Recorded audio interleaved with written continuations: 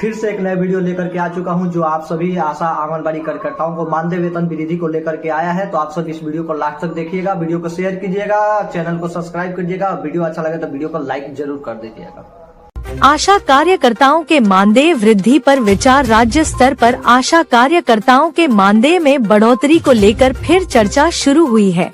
स्वास्थ्य विभाग ने प्रस्ताव तैयार कर संबंधित विभागों को भेजा है। मंजूरी मिलने पर हजारों आशा बहनों को हर महीने अतिरिक्त प्रोत्साहन राशि मिलने की संभावना बढ़ी है। आशा को डिजिटल सर्वे की नई जिम्मेदारी। गांवों में स्वास्थ्य सर्वे को मजबूत बनाने के लिए आशा कार्यकर्ताओं को मोबाइल ऐप आधारित डाटा संग्रह की जिम्मेदारी दी गई है। इससे गर्भवती महिलाओं, नवजात शिशुओं और टीकाकरण की जानकारी तेजी से रिकॉर्ड होगी और योजनाओं की निगरानी बेहतर हो सकेगी। आंगनबाड़ी सेविका भर्ती प्रक्रिया शुरू। महिला एवं बाल विकास विभाग ने रिक्त आंगनबाड़ी सेविका पदों पर भर्ती प्रक्रिया शुरू कर दी है। आवेदन ऑनलाइन मंगाए जा रहे हैं। चयन में स्थानीय महिलाओं को प्राथमिकता देने और प्रक्रिया पारदर्शी रखने के निर्देश सभी जिलों को जारी किए गए हैं। आंगनबाड़ी केंद्रों में पोषण ट्रैकिंग सिस्टम लागू। बच्चों में कुपोषण कम करने के उद्देश्य से आंगनबाड़ी केंद्रों पर नई पोषण ट्रैकिंग प्रणाली लागू की गई है। सेविकाएं अब बच्चों का वजन और स्वास्थ्य विवरण डिजिटल रूप से दर्ज करेंगी, जिससे जरूरतमंद बच्चों को समय पर अतिरिक्त पोषण सहायता मिल सकेगी। आंगनबाड़ी सहायिकाओं को विशेष प्रशिक्षण। आंगनबाड़ी सहायिकाओं के लिए साफ सफाई, पोषण वितरण और प्रीस्कूल गतिविधियों पर विशेष प्रशिक्षण कार्यक्रम आयोजित किया गया है। प्रशिक्षण के दौरान बच्चों की देखभाल और माताओं से संवाद बेहतर बनाने पर जोर दिया जा रहा है ताकि सेवाओं की गुणवत्ता सुधरे। मध्याह्न भोजन। रसोइयों के मानदेय पर मांग तेज। स्कूलों में मध्याह्न भोजन बनाने वाली रसोइयों ने मानदेय बढ़ाने की मांग तेज कर दी है। कर्मचारी संगठनों ने जिला प्रशासन को ज्ञापन सौंपा। शिक्षा विभाग ने उनकी मांगों पर विचार कर राज्य स्तर पर प्रस्ताव भेजने का भरोसा दिया है। रसोइयों को स्वास्थ्य जांच सुविधा। मध्याह्न भोजन योजना से जुड़ी रसोइयों के लिए वार्षिक स्वास्थ्य जांच शिविर लगाए जा रहे हैं। इससे रसोई कर्मचारियों की सेहत की निगरानी होगी और सुरक्षित भोजन तैयार करने में मदद मिलेगी। विभाग ने सभी स्कूलों को शिविर आयोजन के निर्देश दिए हैं। योजना पंजीकरण अभियान शुरू। गर्भवती महिलाओं को लाभ पहुंचाने के लिए ममता योजना का विशेष पंजीकरण अभियान शुरू किया गया है। आशा और आंगनबाड़ी कार्यकर्ता घर घर जाकर पात्र महिलाओं का नामांकन कर रही हैं, ताकि उन्हें समय पर जांच, पोषण और आर्थिक सहायता मिल सके। वैक्सीन आपूर्ति के लिए नई निगरानी व्यवस्था। स्वास्थ्य विभाग ने वैक्सीन की समय पर आपूर्ति सुनिश्चित करने के लिए डिजिटल निगरानी प्रणाली लागू की है। हर खेप का रिकॉर्ड ऑनलाइन दर्ज होगा। इससे टीकों की कमी और देरी की समस्या कम होने की उम्मीद जताई जा रही है। दूर दराज क्षेत्रों में दवा कोरियर सेवा शुरू। स्वास्थ्य विभाग ने दुर्गम गांवों तक दवाइयां और वैक्सीन पहुंचाने के लिए कोरियर मॉडल लागू किया है।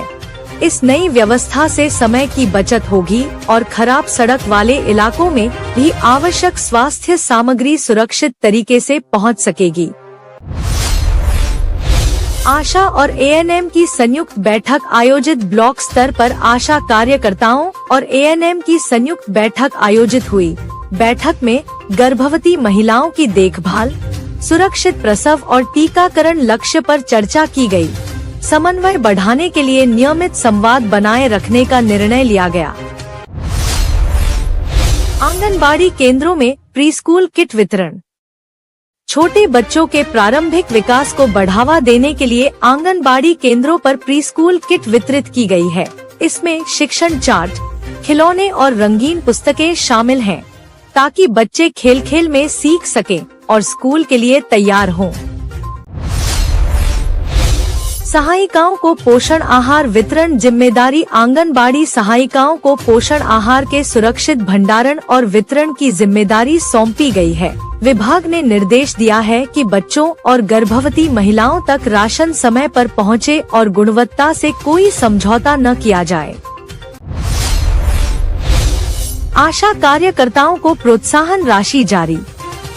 टीकाकरण और मातृ स्वास्थ्य सेवाओं में बेहतर प्रदर्शन करने वाली आशा कार्यकर्ताओं को प्रोत्साहन राशि जारी की गई है।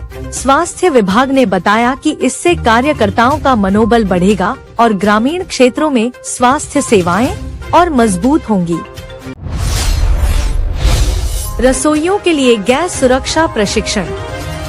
मध्याह्न भोजन बनाने वाली रसोइयों को गैस सिलेंडर के सुरक्षित उपयोग पर प्रशिक्षण दिया गया है। दुर्घटनाओं से बचाव और स्वच्छ भोजन तैयार करने पर विशेष जोर दिया गया। स्कूल प्रबंधन समितियों को भी निगरानी की जिम्मेदारी दी गई है।